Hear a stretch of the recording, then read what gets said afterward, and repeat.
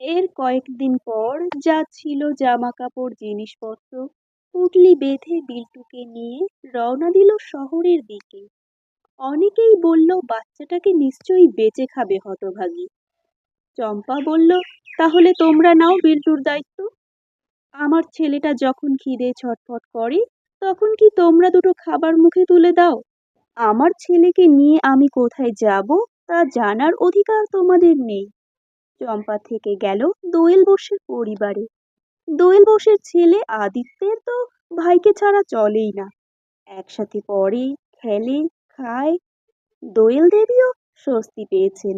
বিল্টু আর আদিত্যকে নিয়ে পড়াতে বসেন অফিস থেকে ফিরে। আর চম্পা তখন ব্যস্ত থাকে রান্নার কাজে। বিল্টু দুষ্টু হলেও পড়াশোনায় খুব মনোযোগী। দুই ভাই হাত ধরে যখন স্কুলে যায়, চম্পা তখন